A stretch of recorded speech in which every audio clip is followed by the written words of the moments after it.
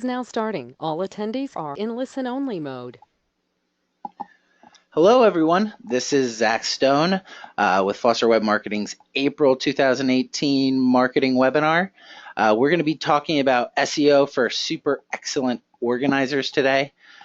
So this is a little bit more of an advanced webinar than we typically do. We got some feedback on our survey with our clients that people wanted more advanced tactics. So that's what this is going to be all about. And the reason I call it super excellent organization or for super excellent organizers is because that is what SEO is all about. SEO is really about organizing your website, your content, your online presence in general in very easy to understand, concise, organized ways so that Google, other search engines, users can find the information they're looking for quickly and efficiently, and it makes sense where they find the information. So that's where the metaphor is coming from.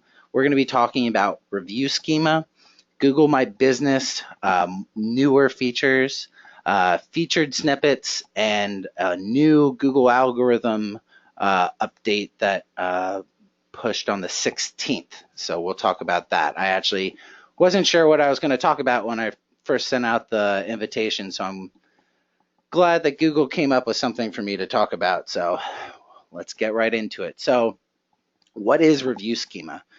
Review schema is a fancy term for code that will display reviews for your services on your website directly in search results with star ratings. So you can see below our practice area page for DSS has these stars in search results, and we have this for all of our services. And this is something we do a lot for service clients that get a little bit more hands-on training and information. So this is kind of complicated. It's not crazy complicated. You're going to be able to do it if you follow the steps, but it does take some coding, but I've kind of laid that out for you so to try to take some of the guesswork out of it.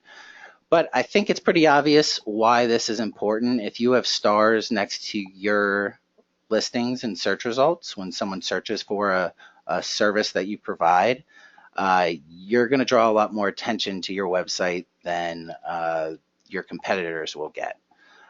So there's actually this stat from Blue Nile Research in 2015 that if the first search result doesn't have star ratings and the second does, you're going to capture 76% of the clicks over that first result. So it's a really powerful way to stand out. It can be dangerous at the same time. So if you use this in a manipulative way, or you try to apply it to all pages on your website or game the system in some way, Google will penalize you for that, apply a manual action to your website, and basically drop you out of search results. So don't use this to trick the system. Use this to work with the system. You can see here for Hupy and Abraham, when you search for terms like Wisconsin accident lawyer, their practice area for car accidents in Wisconsin shows up first with a review from Nada Stivic. And that first listing is what it looks like in the search result page. If you ever see SERP, that means search engine result page. And you can see below there is what it looks like when you actually go to the website. So the review schema is really the code behind that review on the website that I'll show you how to set up. But you need to make sure you've got some specific information outlined and displaying for it to work properly. One of those things is who the review's by, who the review's about, the date it was published, and the star rating. So if they give you a 4 out of 5 stars, put 4 out of 5 stars on your website and your review schema. And then this description of what the actual review is. So this is an example for you all to use, and this presentation will go out along with the recording, so don't even try to write all this down. You'll never get it. But I highlighted in red all the areas that you're going to want to edit. So If you are a Foster Web Marketing client, you'll be able to take this code and go to your service areas in DSS and put this in the source code of the content editor. So there's a little, if you're not aware of how to do that, I would reach out to customer service before you start copying, pasting this everywhere, and it, all of a sudden code showing up on your website where people can see it. But this does kind of outline exactly what you're going to need and the information needed to make this review schema work. The first thing is the URL of the review. I'll talk about how to get that here in a second. The name of the person who reviewed it, reviewed you or your service, the actual body of the review, so the text of the review, what they said about you, the name of the reviewer. Again, there's a couple reasons why there's it's outlined twice here. Excuse me. And your business name, the date of the review. It gives you how many months ago the person left the review, and I'll show you exactly where that is here in a sec, but you're going to have to make some estimation of what that actual published date is. There are other ways to do this, but this is a pretty simple, straightforward way of implementing this on your website that should work. If you don't work with us, if you don't have DSS, you should be able to give this code to your developers and they should be able to implement it on your website. You will need to pick the reviews that you want to promote. But it's important to get a direct link to the review. Basically what Google is doing is they're going out across the web and they're crawling all these different websites and trying to find information about your business and other businesses and websites in general. When they crawl that code, they want to know where that review came from, who left the review, and have an authoritative source to it. So what you're going to want to do is when you search for your business in Maps and you see a review you want to use, you click on that review, that person's name. That will pop up all the reviews they've ever left for businesses in Google Maps. You're going to then click that share button on the bottom left that I highlighted in red. That will give you a link to share. That's what you're going to put in this URL of review. You're then going to take the person's name. So in this case, this is Jonathan Johnson, who left us a really nice review. You're going to put his name right there, name of reviewer. That whole text where he says this company and its people are first rate, I equate this experience to a 5-star hotel, and that whole description into that text of the review. Put his name again, your business name. So for us, it would be Foster Web Marketing, and then the date of the review. So this says that it was left 2 months ago. If you have the actual date, like it was left recently and you had a notification, then that's great. If it's from 16 months ago, you just are going to want to make an estimation of what that actual date was. It doesn't have to be 100% accurate, but it does. It is important to make sure that you're in that right ballpark. All right, so you want to use these reviews on relevant pages. So when you're looking at the reviews that you have through Google, and they have to be through Google, I'll touch on that later, but it is part of this schema code that it needs to come from a Google source. It can't be an AVA review that you're doing this for.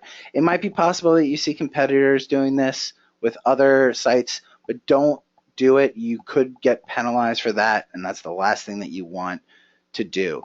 So you want to make sure that the review is relevant to the service. So you don't want to just apply the same review to every single page of your website.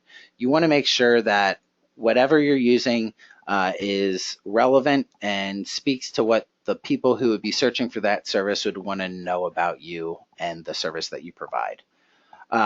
Once you do have that code set up or the review schema set up, you can put it into this structured data testing tool. This will check your schema for issues and give you actions on what to do to fix an error or a warning. You can see here on the right, this is where it validates the schema for you. So it says there's 0 errors and 0 warnings. It looks crazy. It looks like Latin if you don't know how to code, or if you're kind of new to this stuff. But once you're used to it, it's really easy to understand what goes where and how it should be listed. Uh, in Google Search Console, so if you're not familiar with Google Search Console, it used to be called Google Webmaster Tools.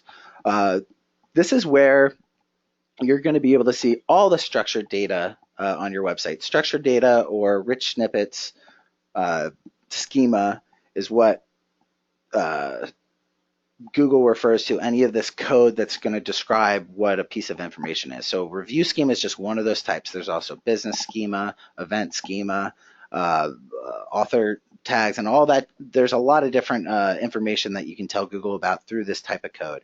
But as you can see, this will list out the actual pages or items that the review schema is listed on.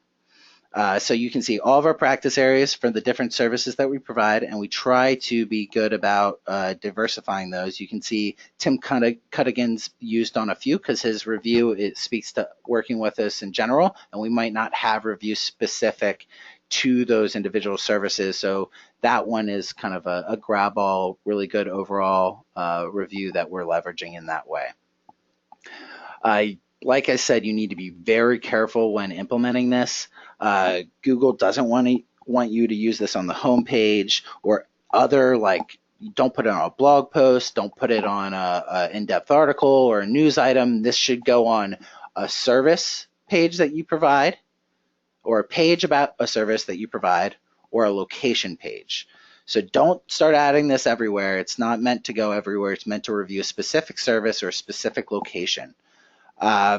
You want to kind of do this in over time. If you all of a sudden have a ton of new review schema on your website, Google might see that as spammy in some way and ding you for it. Like I said, you don't want to use third-party reviews. They did allow this before, but in 2016, they updated their guidelines to say that you shouldn't be using third-party review sites within this type of schema.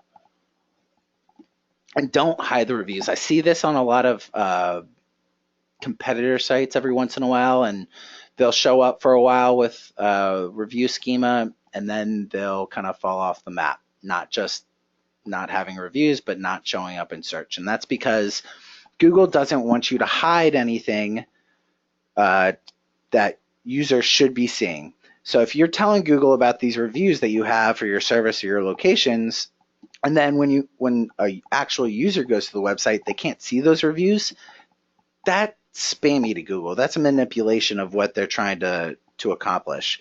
So don't hide these things. Make sure you make them visible.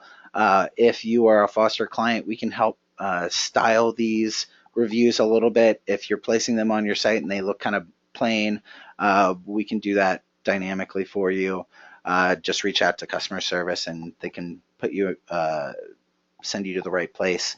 But yeah, this is going to be, I was a little wary about telling everyone about this because it can create such issues. We've had people go way overboard and actually get hit with manual actions from Google. So just in case, this is some steps on how to recover from a schema penalty. Just don't mess around with going overboard and adding reviews everywhere, because this is not something you're going to want to have to go through. The next big thing we're going to talk about is Google My Business. If you aren't familiar with Google My Business, it was known as Google Places before and Google Local Listings before that, and really it's Google Map listings. So it's any listing for your business in Google Maps. It also gets pulled into search results and other areas. We've got a post on how to claim your Google My Business listing. If you haven't claimed your listing yet, you definitely want to do that. It not only will help you with showing up in search results more often, but you will then have control of your brand and it won't be left to Google to decide what to do with it. So in this chart below, this is a client that we've been tracking local search results for since 2014. As you can see, this is actually a trend analysis of the number of times their website shows up in a local pack. And that's one of those 3 listings at the top of a search result that you see with those stars, reviews, and connected to Google Maps. This, the pink in the background is a representation of how often the keywords we're tracking actually display local packs. So in 2014, only about 40% of the searches that we were tracking for this law firm actually displayed a local pack. Today, it's about 90%. So 9 out of 10 keywords that we're tracking that we know are related to a service that they provide that would drive cases and leads and good traffic to their website are displaying these local packs. So it's very possible for a law firm to do incredibly well online just by really doing an amazing job with their local visibility.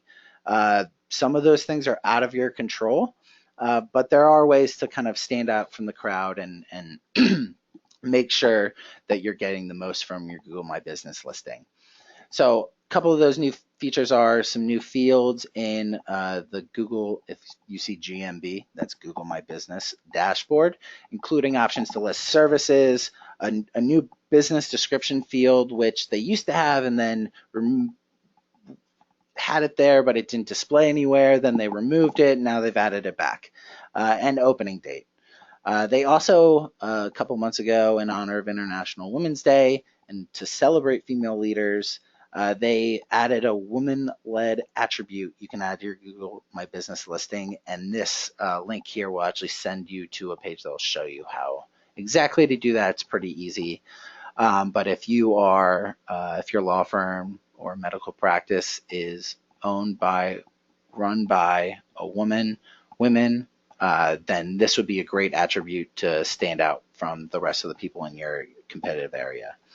Message Us action button is available in Google My Business. This is a way for people to actually, from their phone, start texting with someone about your services. So it's something that there are tools out there like ZipWhip,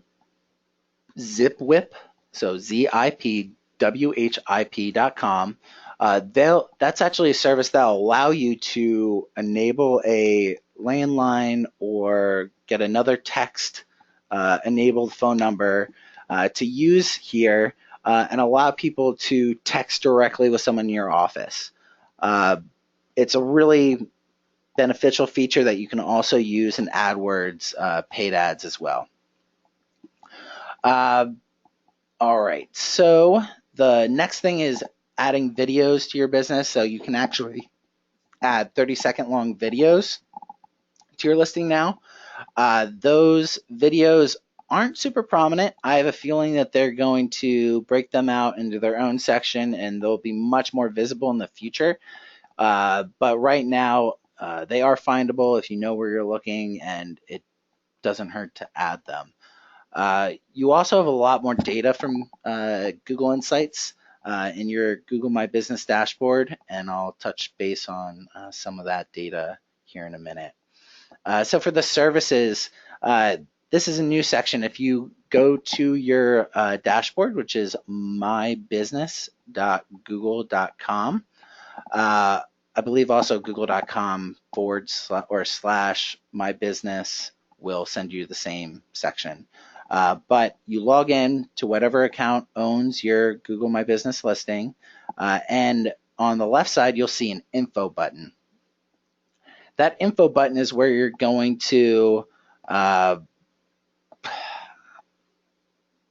edit a lot of your business information, including this service info.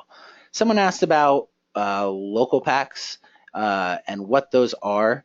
If you go to your phone, if you're on your phone or near your phone, and you search for whatever your service is, so let's say your personal injury attorney, search for personal injury attorney near me, you'll see, I would almost guarantee, 3 listings that show up first from Google Maps, and that is what I'm talking about. It's that 3-pack of local businesses that are next to the map listings and search results.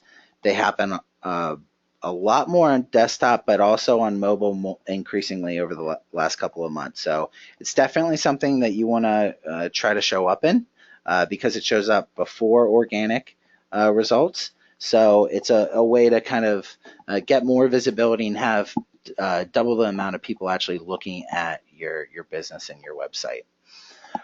The services is a pretty new feature, and it only shows up on mobile devices right now. So you can see here on the bottom left, you're going to add a section. So that top level practice area, so personal injury would be a good example of this.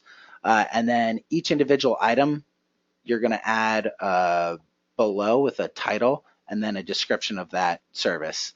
So for a section named personal injury, you underneath that you could have car accident cases and motorcycle cases, and this is an example of how that's all laid out. So someone on our team has worked with a client on laying this out and getting all their main services for personal injury described, and it gives you more visibility and gives people an idea of what type of services you might provide in the future. I have a feeling that Google is going to use this more and more. There's also a description field. So in that same info section, you'll see from the business, it's a brief description of your business. That's going to show up in the about section in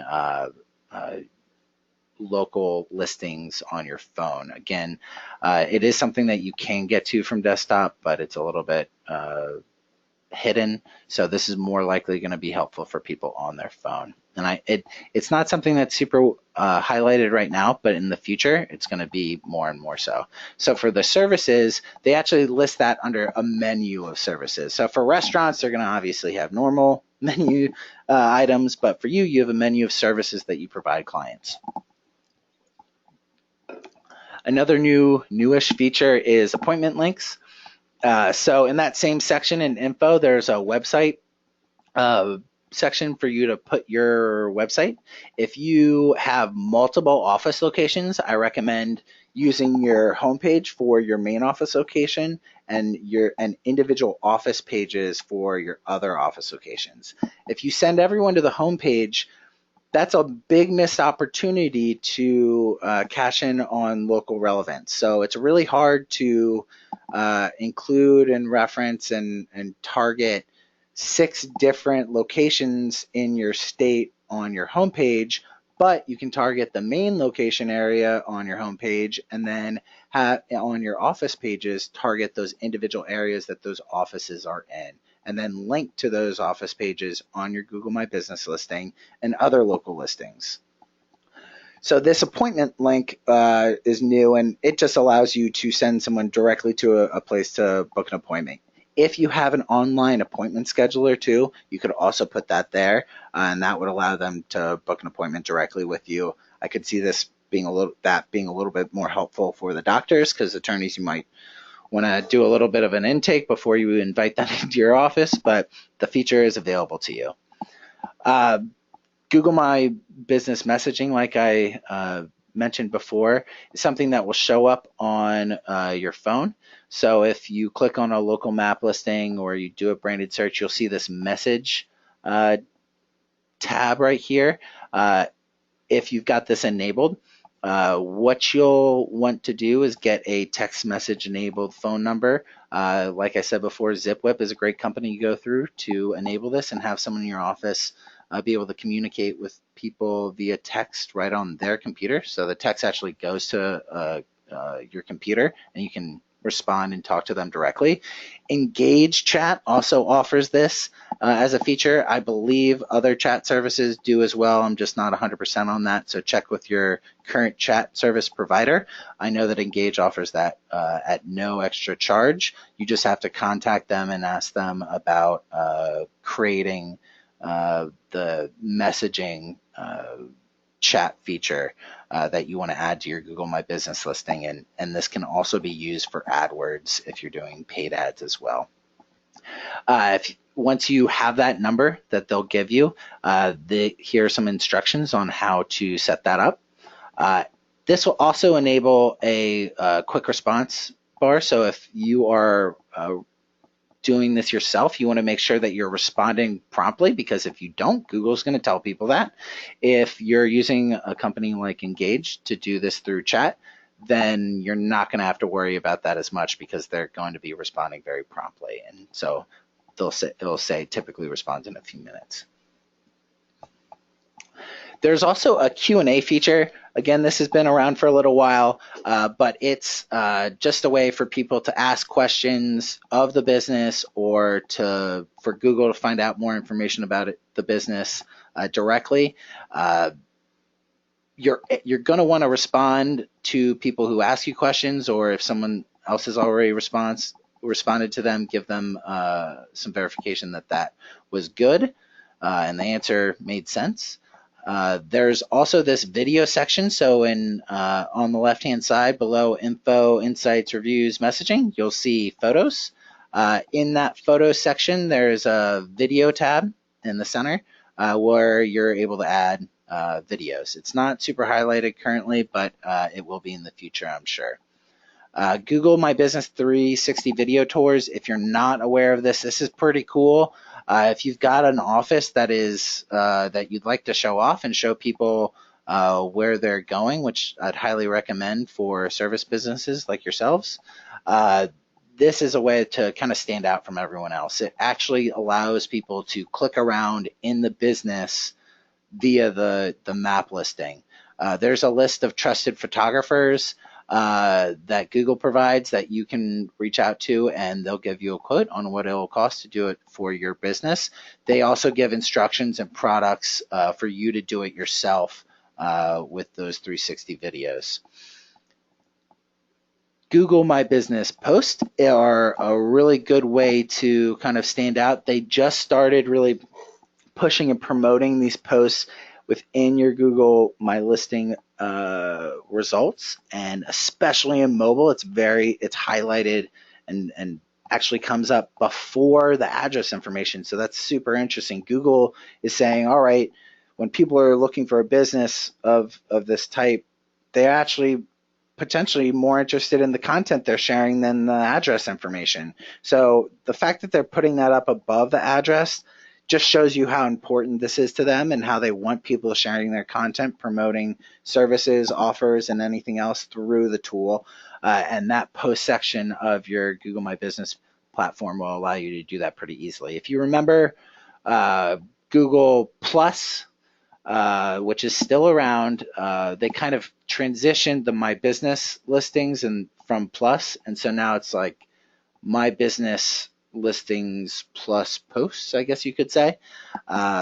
It just makes it a really easy way to share content and get more visibility for the content that you're writing and putting so much effort into. There's a couple quick screenshots of insights for businesses. If you are looking through the Insights tab right here on the left-hand side, it's going to give you a lot of really good, interesting, actionable information. So this first dashboard just gives you how many customers are searching for your business, so the amount of people who are directly searching for your brand name and finding you, and then the amount of people who are just discovering you through local searches for a product, a service, or a category. You can change it from 1 month to a quarter. The next section gives you some insights on where your customers view your business in Google. So if it's in search results, so you just typical Google search, which is going to be what people do more often, or if it's on a listing in Maps. So if they're in a Maps app, if they're on Google Maps on their desktop, that's where that would make sense, or where they would display your business information. The next section is for action. So they'll actually tell you how many people are visiting your website over a period of time, how many people request directions. This is really important from a local optimization standpoint.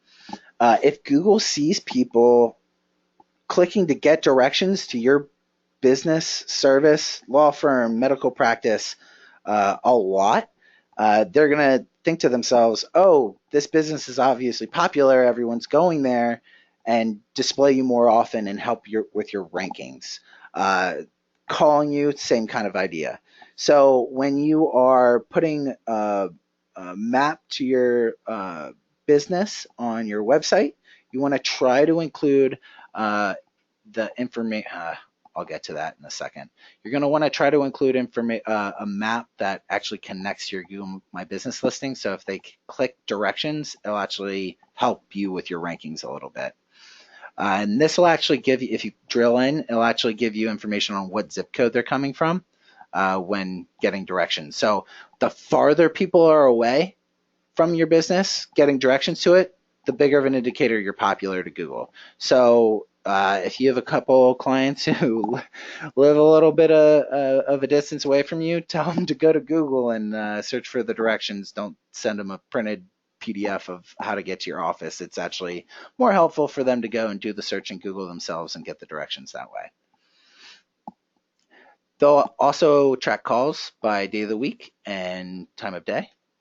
Google My Business also gives you some information on photos, so how many people are viewing your photos. And on the right here, you can actually see the photo quantity. And we added a couple more photos in the March time period right around here. And this transition, because we deleted old photos and added new photos. And that is what kind of led to the increase in visibility and people seeing the photos more often. Categories that you want to use. Do not use lawyer as your primary category unless you literally do everything related to the law. These are the categories that Google wants to kind of push you into. So find the most relevant category for your law firm, for your practice, and use that first. If you do two of these things, great, list them in priority, and then you can put lawyers that second or third option. But it's really important to make sure that you have the most relevant category first, and make sure you're checking regularly to update that information. You can control your settings here too. So you want to get notifications for customer reviews, if any of those Q&As come through, if new photos get added from actual users, and how good your listing health is. So if there's incorrect information or anything along those lines. Some more Google business tips for when you have more time to review. I'm actually running out of time, so I want to get to these last couple of sections. Featured snippets. If you've never heard of it before, it's one of the, if you do a search in Google and you see that big box of information, that's probably a featured snippet. This is one for us. If you search for anything related to YouTube social media, is YouTube social media, anything in relation to that, we have a featured snippet that shows not only a description of what our answer is, but a link to our website and an image from our website. There's a couple of different ways that Google displays these, or reasons that Google displays these, and we'll talk about that here in a second. But big pro tip, if you see this FAQ panel where the people also ask panel, every time you click on one of those questions, Google's actually going to add 2 or 3 more questions to the list related to the one that you selected. So this is a really great way to find related content. So if you do a high-level search for, let's say you're a estate planning attorney. So if you do estate planning law, North Carolina, it's going to give you most likely a FAQ box like this that is going to give you additional questions that people are asking, and it's a great way to find new content topic ideas or how to phrase what you're answering on your website in a way that people are actually searching for. So Rob Crow is a client of ours. He's actually my cousin, and he's got a few featured snippets. And what's great about these is that not only do you get additional boosts in traffic because you're much more visible, but you actually get 2 links to your website in search results, so they're more likely to click through because of that as well. So you can see that his website actually shows up after the people also ask box as well. So he's got this featured snippet for several terms, like what's DUII, what is a DUII, DUII in Oregon, any of those related phrases. He has a featured snippet which is related to what he does, and it's a great way to stand out. gain more traffic and really solidify yourself as an authority in the field. This graph on the right shows a trend over time for someone who right here in this first arrow got the rich answer or featured snippet up until they lost it. And you can see the big increase in traffic. They actually still continue to have more traffic after the fact, but it definitely helps to be in that listing. There are 3 types of these listings that you'll see: paragraph, list, and table. Pretty self-explanatory. I won't go into that too much more, but the one that you'll see most often is that paragraph type, with 82% of the featured snippets that display being of that type. Something that I've noticed recently that you want to be aware of and just check on in your local area is that Avvo and Justia are starting to really own these featured snippets. So these are 2 example search queries that I had, and honestly, I don't really know why Google is listing them out this way, because the information provided is also often not great and listed out in a weird way, but they're very authoritative websites. So rather than trying to fight against Avvo or Justia for these really competitive terms, get to the top of the results page that they have for your local area. So if you're a mesothelioma attorney in a local area, you want to be at the top of Justia in that area that you're in. If you're a car accident lawyer in DC, you want to get to the top of Avvo by having a high score and maybe doing a promoted profile. These are the websites that I see this for most often. Just as an example, Justia, using a tool called Ahrefs, I found 270 keywords that Justia is being seen as a featured snippet that use the word lawyer somewhere in it. So a lot of employment terms, employment lawyer terms, a lot of mesothelioma terms, immigration terms as well. They have 530 keywords that display a featured snippet in Google that use the word attorney, so very related. But it's definitely something that you want to be aware of. It's not going to be the case for everyone in every state, but if it is the case for your local area, you want to make sure that you know that, so that you can actually work with the system, not work against it. Very few, about 12% of overall searches have featured snippets. These are some of the most used terms that trigger featured snippets. So for you all, it's going to be what, how, list, cost, time. So time to settle a personal injury case, the cost related to settling a personal injury case, how long does a personal injury case take to settle, anything along those different types of questions that can be easily answered in a succinct paragraph. This will also give you on the right an idea of what the average word length, character length, amount of items listed for the different types of featured snippet results. So that's a good resource from blog, or from Maz's blog. This is another featured snippet for Rob on Jessica's Law in Oregon. It's a featured snippet because he's clear, straight to the point, describes the information, but also offers value beyond the answer to the question. So he gives a little history of where that law came from and how it applies to people in Oregon today. It makes it really easy for Google to find your page. You just want to make sure that you're describing that information succinctly in a really great way. It is possible for this to quote unquote hurt you. When we started showing up in this featured snippet for ZocDoc the traffic to that page actually dipped a bit because they didn't display featured snippet previously. We were the #1 ranking for it, but we didn't have a featured snippet. So the answer is in that description, so people don't actually need to click through to the website. So that's one thing you need to be aware of when you're looking at your analytics and reviewing how things are going, is if you get these featured snippets, which are great, it's possible that your traffic could just decrease. Typically it's going to go up, but there are situations where that might happen. And I just include this brand hijacking because this is something that ZocDoc would love to show up for, I'm sure, but we're kind of hijacking their visibility by writing a blog post that answers the question better than they do on their own website. So that's something that you can do a little bit in your industries, but it's going to be more related to what the laws are, what the processes are, how to do things, length of time, and that kind of thing. The final section that I'm going to go over here, and this will be quick, is new stuff from Google. There was a confirmed core algorithm update released on the 16th. A lot of people in the SEO marketing world thought that this was targeting low quality pages.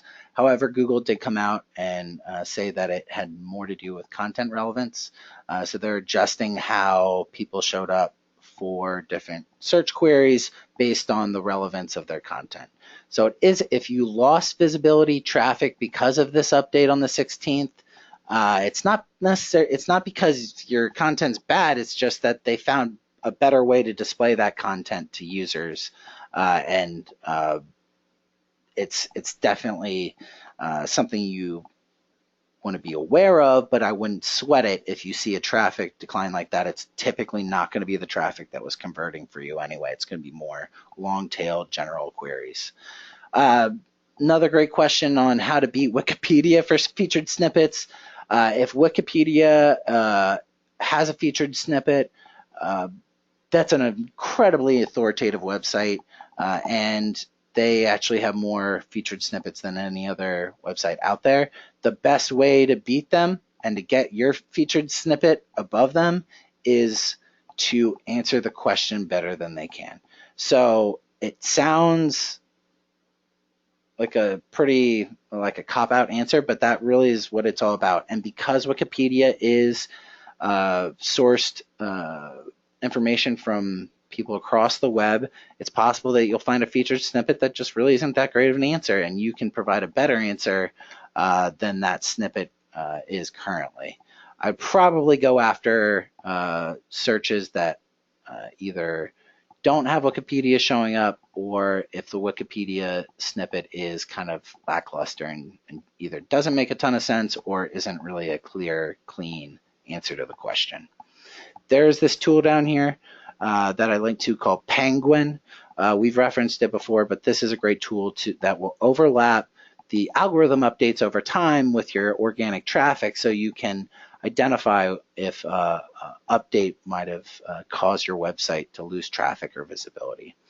And this is just like a general statement from Google about these types of updates. There's nothing to fix except just write your content better, more focused, targeted to the people you're trying to get traffic for. I've had clients in the past who wrote blog posts about celebrities getting in accidents, who all of a sudden were getting thousands of visits a month because they were. It was like, oh, I remember example. It was iCarly, the actress that played that Disney character a few years ago, got in a car accident. They wrote a blog post about it. If you search for iCarly, their blog post randomly got a ton of traffic and visibility for that actress. And it's not the type of traffic that you want in the first place, and it's irrelevant if you're just searching for information about iCarly. It's beneficial if you're searching for iCarly car accident. But over time, Google's going to see, oh, wait, that's not what people meant. They really are only looking for information about this accident for this blog post. Let's not display this blog post as much. Let's just display it for really specific questions about iCarly's car accident. So just because you lose traffic and visibility because of an algorithm update like that doesn't mean anything's broken. Google just adjusted things, and you either need to write more relevant, great content, or you didn't want that traffic in the first place, probably. That is it for our April webinar. I apologize for running a little over there. I hope it was helpful. If you have any questions, please feel free to reach out to me, Zach, Z-A-C-H, at fosterwebmarketing.com. And I will be sending a follow-up email tomorrow with the recording and the presentation. Thank you so much, everyone, and I hope you have a great rest of your afternoon.